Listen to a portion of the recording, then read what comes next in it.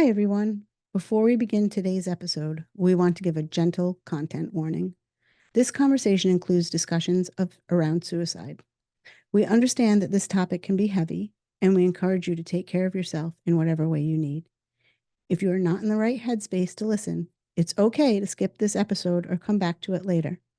If you or someone you know is struggling, please know you are not alone. Support is available. Dial 988 24 hours a day, 7 days a week for someone to connect with. Hey, Polly. Hey, Greg, how are you? I'm doing all right. Today we have an alumni on. Okay, who? Yeah, we have Keely Taylor. She is the Rhode Island chapter board chair for the American Foundation for Suicide Prevention. Oh, nice. Yeah, this time she's on with Carrie Constant, the Okay. area director. All right. In honor of Suicide Awareness Month? Yeah, Suicide Prevention Month. Prevention Month. Yeah, Okay. yeah. And we'll be talking about our annual walk, our annual Out of the Darkness walk. Okay. So this should be a good one. Yeah, awesome. All right. So without further ado, joining us today on Totally Preventable, we have Carrie Constant, the area director of the American Foundation for Suicide Prevention, and Keely Taylor, the Rhode Island chapter board chair of the American Foundation for Suicide Prevention, and also a suicide loss survivor. How are you both doing today? We're doing great, thank you. Doing How are great. you? Thanks. Great. That's great. I'm doing well. Thank you for both being here. We're gonna have quite the conversation today. Yeah. We are gearing up for your walk at Salve. That's the one closest to us. That's the one we do, the Out of the Darkness walk, to honor Suicide Awareness Month, or Suicide Prevention Awareness Month. Could you tell us a little bit more about what's going on this month? Thank you, Polly. Yes, it is. September is Suicide Prevention Month, and the American Foundation for Suicide Prevention's theme for this month is called Looking Out for Each Other. So, as we observe September as the National Suicide Prevention Month, we recognize that suicide impacts many people. And there is a lot of work to be done in our fight to save lives and provide support for those affected by this leading cause of death. And Keely will mention this several times. We really hold this true within our Rhode Island chapter. We really do feel that connection is truly our greatest strength in the fight against suicide. And we know from research that feeling connected to family and community support is one of the most important protective factors in reducing the likelihood of suicide. And that's why partnerships that we have are so important too. So we're really all in this together and looking out for each other during this month and shedding that light on powerful opportunities for connections in AFSP, in the AFSP community and communities across Rhode Island. Wow. Now, AFSP, you are the nation's largest suicide prevention organization. Is that true? Yes, we're one of the leading organizations in suicide prevention. We are the largest suicide prevention research funding organization. Wow. Great work. Great work. Can you tell us? Everything that we do is backed by that scientific research and the education that we provide, the loss programs all the way to our public policy efforts locally and nationally. Locally, we've been doing a lot of work here on 988, veteran suicide. We just attended one of our advocacy chair, Missy Ames, attended the Veterans Barbecue yesterday for suicide prevention. I'm not sure if it's because we deal with a lot of youth, but it seems like we've lost a lot of youth lately due to suicide. Is this something you're seeing as in your numbers, and are you observing this as well? Suicide and mental health truly does affect our youth. Here in Rhode Island, we lose around 120 lives a year. It is the 15th leading cause of death. But in ages 10 to 25, it is our second leading cause of death. It is their second leading cause of death in the state of Rhode Island. And sounds so young. Yeah. So young. Do you have programs that help really anybody, but since we're talking about youth right now, for youth? specifically? Yes, we do the youth programs. Matter of fact, we have just partnered with Barrington and also with Jamestown. Mhm. And we're going to be doing workshops for parents called More Than Sad. Mm. And it's a 2-hour program that helps parents identify the risks and the warning signs. And, it kind of brings some light to beyond some of those typical teenage behaviors we tend to say, oh, they're just being a teenager, Mm. and how to recognize them as warning and risk signs of having struggles with their mental health, and what they can do as parents, what the community can do to support those parents, the education system, how they can be part, um, and how they can take action or what resources are available. Like 988, but then we'll also kind of customize to that particular area so that they know that there's resources within the school and in the community as well. Wow. Now, jumping back a little bit, like I always do, so for some reason, we mentioned that we are going to be taking part in the walk at Salve. Are these walks just local? Are these walks everywhere? So the American Foundation for Suicide Prevention has chapters in all 50 states and Puerto Rico. And each state, depending on their size, is going to have a number of community walks. It's a great way to make sure that everybody is connected and knows they are not alone. So these walks are fantastic, hopeful events where we can bring the community together and make that connection in person, to really help people know that there's help, there's support, there's resources, and they don't have to do it alone. And this is a walk. I've been listed at some walks that turned out to be some mini marathon. It is a walk. It Walk. is a walk. And we also have healing activities for those who may not be able to walk. So I think it really is, it's called a walk. There is a walk component to it. The walk that we have at Roger Williams, I think, is a little over 2 miles. The walk at Salve, I think, is a little over a mile. So they're not long walks, but it is an opportunity to get out and get some exercise with your team, with your community. And one thing we're doing different this year is we have the first 401 steps. For each walk, we're going to have a path of messages of hope. So we're going to have local businesses and communities have these messages of hopes on signs for that first 401 steps. So if that's all you can do physically and everything like that, you will still get to experience that walk component of it. And if you can't walk, we do always have healing activities and other activities to make sure that everybody feels included, whether they can physically walk or not. Are there any requirements for walkers? How do you sign up? So registration is free, and there are no, requirements, so to speak. We want as many people to be there, but it is our largest fundraising opportunity of the year. We have several fundraising opportunities and several walks, but the two walks in Northern Rhode Island and Southern Rhode Island are our biggest fundraising opportunities. And keep in mind, our organization is not federally funded or anything like that. We are completely peer-to-peer fundraised. So all of the money that we get from all of our little events is how we do the work that we do and how we bring it to our local community. The education programs, the support for loss survivors, the advocacy we do, all of that is funded by peer-to-peer fundraising. Thank you for sharing. And I know we've been lucky and had really good weather the last few Fingers crossed. in here.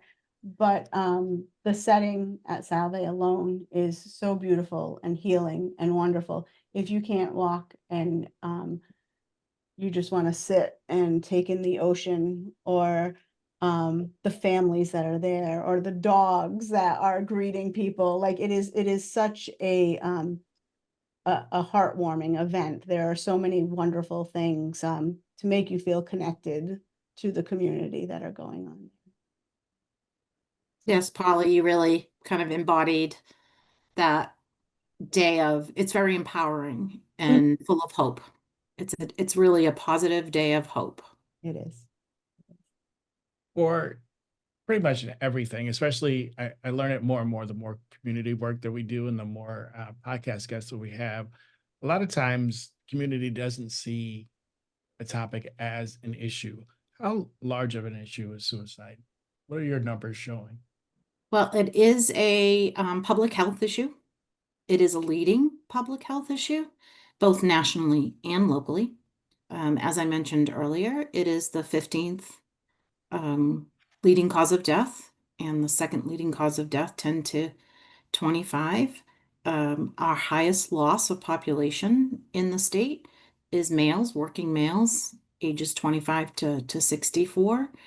And it's where we try to, the numbers aren't the only thing that speaks to it. It's knowing that we have to understand how each gender, population, race, community, culture, where the nuances are for the risks in those warning signs, and how we can customize support and build awareness. And that's nationally and locally.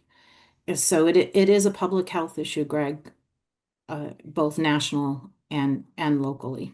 Thank you. And keep in mind that the impact of suicide on families, friends, communities, workplaces is more far-reaching, even long after a person has taken their life. So Yes. we know that research tells us that about 135 people are impacted by the loss of one person to suicide. So when you think about what the scope of the problem is, we're not just talking about the loss of one life, we're talking about an entire community that's been affected. I know you spoke about the More Than Sad program for parents. Do you have other programs for adults or just people in the community that may be seeing some signs that they are concerned about, but they don't know what to do, how to step up, how to approach the issue? Yes, absolutely. We have Talk Saves Lives. It's an introduction to suicide prevention. It's our flagship national program. It's also on the National Registry of Best Practices for Suicide Prevention, and we're able to offer that to our community for free. Any community organization, school organization can bring this program to their community, to their workplace. It is an hour presentation, and it covers the risk, the warning signs, and how to get help and how to start a conversation. And that's one of the most important things is feeling comfortable to talk about mental health and suicide prevention. So we provide prompts and different ways to start that conversation within that presentation. And the presentations can be customized as well based on our research for different populations. So it could be a workplace, and we can focus on how you support each other in the workplace and what are the risks. It could be we've done it for men and men's mental health, for the LGBTQ community, for the Black and African American community, for the Latino community, for first responders, and I can go on and on because Yeah. of Indigenous people. So there really is for the aging community, because there's different risk and warning signs. No one is shielded or immune from suicide or mental health. So we want to make sure that everyone has access and knows the risk, the warning signs, and how to get support. And really has more confidence to starting that conversation. Mhm. Because that's one of the biggest steps you can take, is if you're concerned about somebody, is having a caring, supportive conversation. And I know when I was younger, I worried about talking about it because we thought that they were going to put the idea in their head and push them to action. But we know that research says that's not true. And if somebody is considering suicide, you should trust your gut and ask them directly. Are you thinking of ending your life? Are you thinking about suicide? And if they say no, then you can tell them that you care about them and you're here for them. And if they say yes, you have to keep in mind that some people may have thoughts of suicide, but it doesn't mean they're in immediate danger.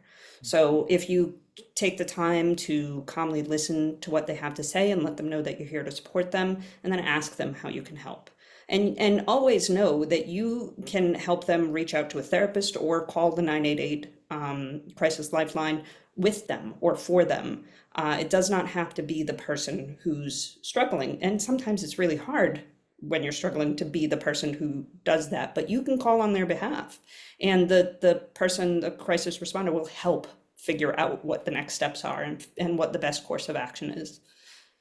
I feel like we have heard a lot of misperception, is that a word? Sure. Around 988, where people think that you need to be in like immediate crisis to call. Yeah. And here we've been hearing not true. Like, if you are just not feeling yourself, if you are just having a bad day and are worried about where your brain's going, what's going on, you can just call. Someone will talk you through it and give you some advice on how to proceed. And connect you with them. Absolutely. Good. You're absolutely correct, Polly. 988 means help, and that means you don't have to be in a crisis. And that also means that if you're someone who is concerned about someone and you don't know what to do, you don't know how to start that conversation or what resources available, you can call as well. It doesn't have to be the person who is experiencing concerns for themselves. But yes, even if you're just they've mentioned that they have calls from all ages too, from youth, feeling that they've been bullied, and then they'll call and ask for help. Or from parents or from workers and co-workers. So there's really opportunity for anyone to reach out at any time, 24 hours a day, 7 days a week to 988. And if you have a 401 extension, a crisis counselor from Rhode Island will answer and be able to connect you with resources in your local community in Rhode Island. Great. Wonderful. Is there any symbolism behind the theme this year, looking out for each other? I think there's I think it's a great theme because I think it really helps bring things to the community. And letting you know that we always say you're not alone, right? We always say that you're not alone in this, but looking out for each other is really making sure that everybody understands that they are part of this. We're all in this together. And the best thing we can do is look out for each other. So I think it's such a fantastic theme. And when Carrie had mentioned that was the theme, it was like an instant click of course we should look out for each other. And that makes perfect sense. It's not putting it on just the person who's struggling now, right? It's their family, their friends, their community. We all need to look out for each other. And not just in September. And not just in September. Yeah, and it could be a simple hello, a hi, or a smile that you give to someone you don't even know in a day. I find that a lot. I attend a community breakfast in Newport sometimes, and I think a lot of people do not get a friendly hello, a genuine hello. And just a smile and a hello really goes a long way with some people. You'd be surprised how many people appreciate that, or it makes them just feel whole, I think, or like a real person. So. And I know, Polly, you said you felt that connection at the walks, and we have 600 people who attend the walk in Providence and over 300 in Newport. And yes, there's a lot of people who know each other, but there is really a sense of community, and you can feel that taking care of each other and looking out for each other in that moment. Now, we've mentioned the walk and where they are. We've mentioned that there's registration, but we did not mention where to go to register. Oh. So can you let us know? Yeah, you can go to, let me see, afsp.org/Rhode Island.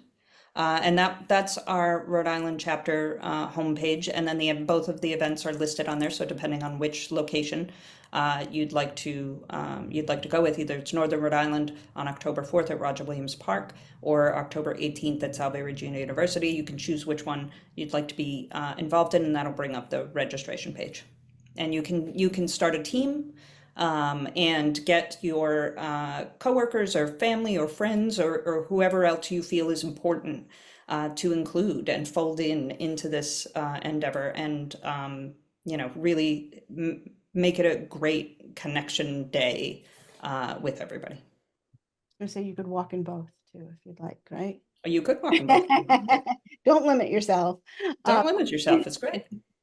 If people are away or just can't get out to walk and they want to support you all, is there something that they could do or things that they could do? Absolutely. You can get involved as a volunteer anytime.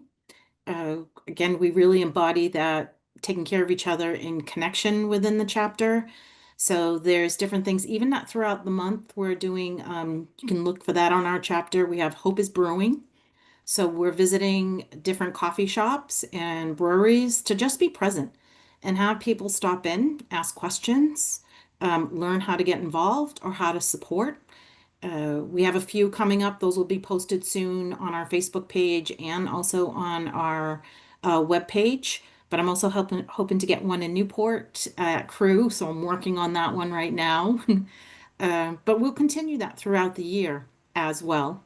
People can walk virtually too, so you can sign up and do a virtual pledge and still earn your t-shirt. It's something I'm going to be sending out soon, is to let people know if you can't make it and you want to walk, reflect, be part of the community in your own time, your own space, but you want that t-shirt because everybody likes to get that t-shirt. We'll get that t-shirt to you. We can send it out. So I have a two-part question. And you can either both answer it individually or however you'd like.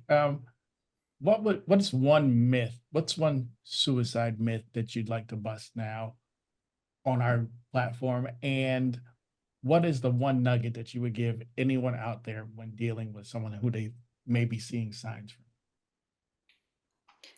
I will hop in and talk about the myth that I think I thought before learning a lot more about this, which is a lot of times when suicide is talked about in the media or somebody famous dies by suicide, it's the media makes it seem like it's one thing, and suicide is very complex. It's not just one thing. There are behavioral, cultural, physical, psychological factors that generally have been building for a while. So I think that's a myth that I would like people to recognize myself.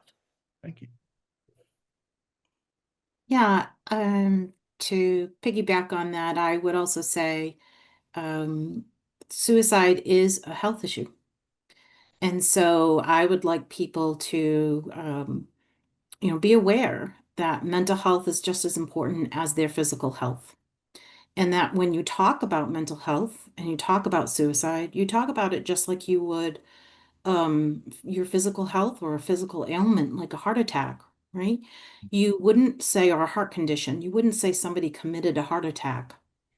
So we don't want to say somebody committed suicide because that implies judgment. It implies somebody did something wrong when it really was a mental health condition, a health condition. So we would say that's why we are mindful, and part of our awareness is to have people understand that what we say is important.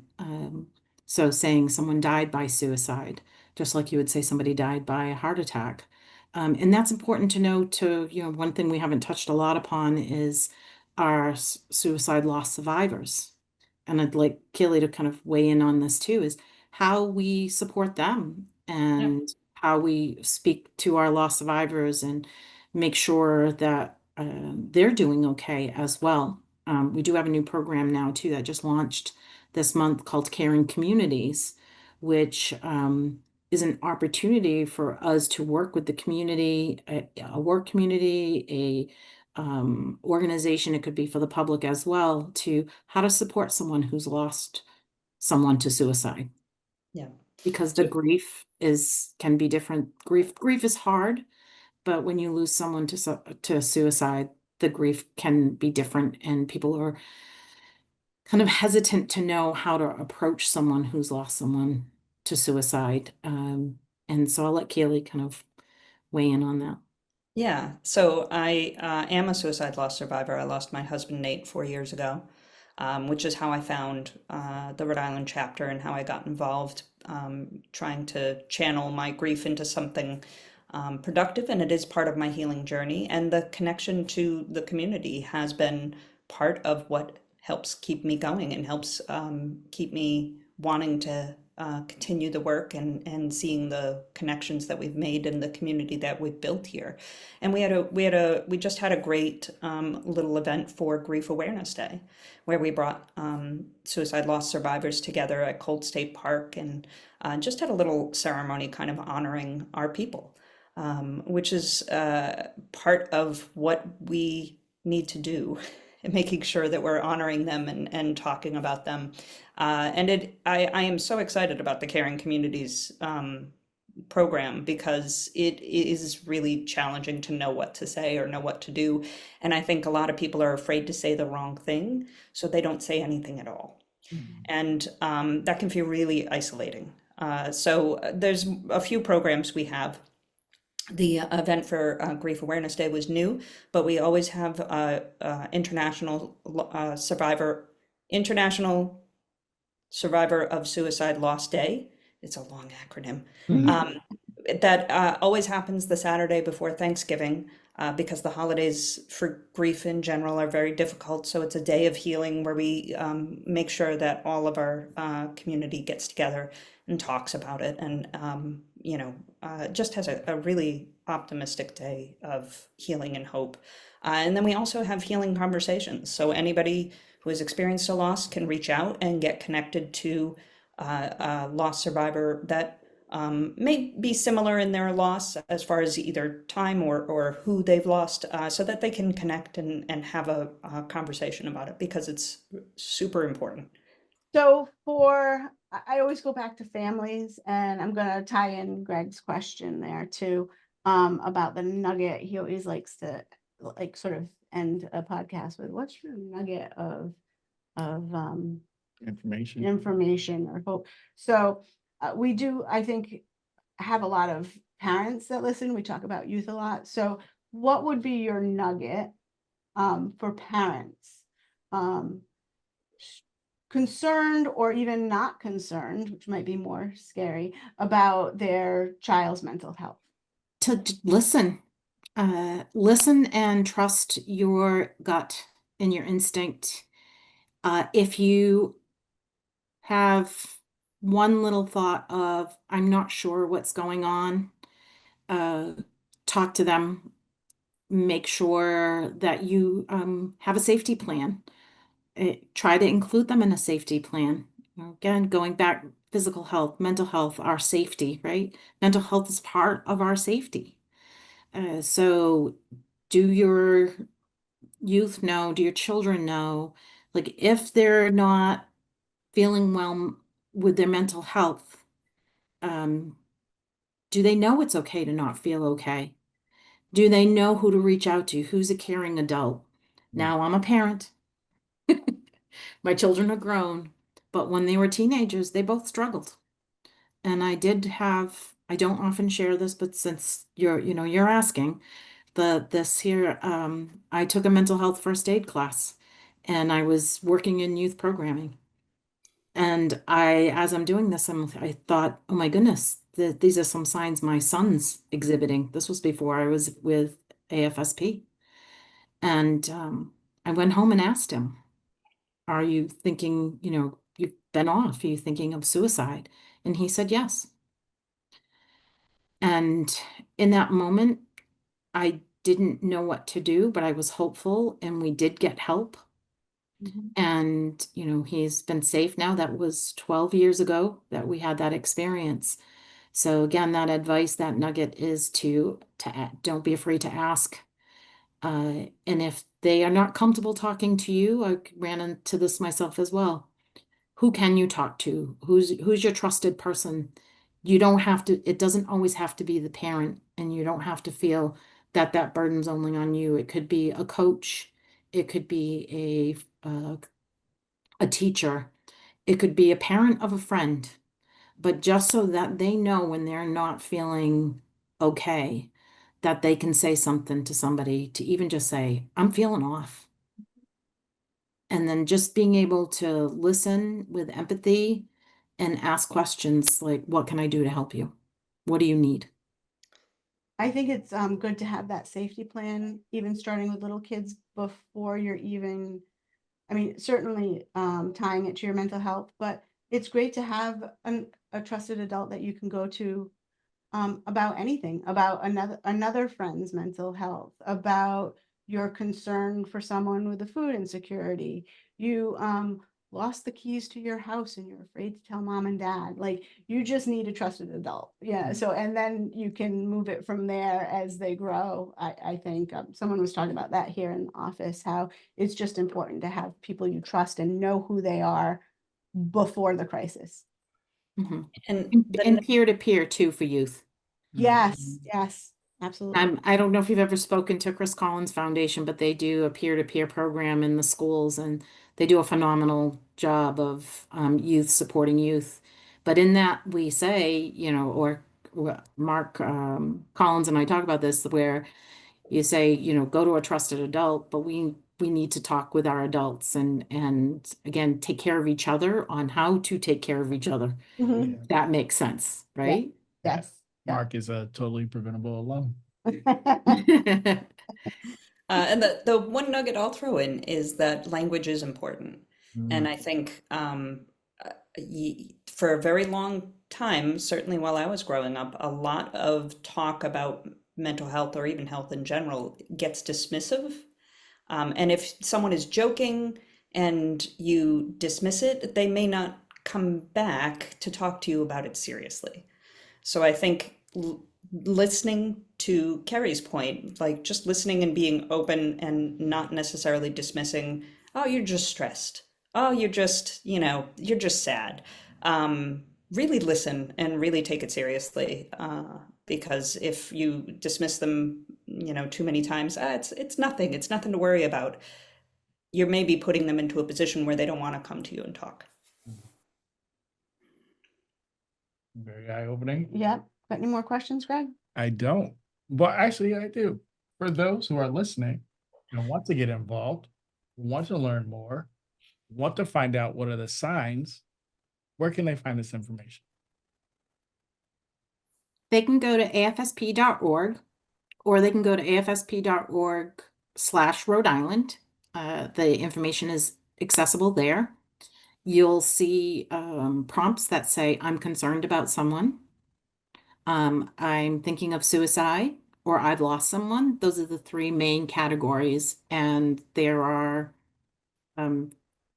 books that you can access, there's resources you can access, and there's also videos you can watch. I'm a video person. I like to be able to see something and hear someone speak. So, there's something for everyone to feel connected and feel supported.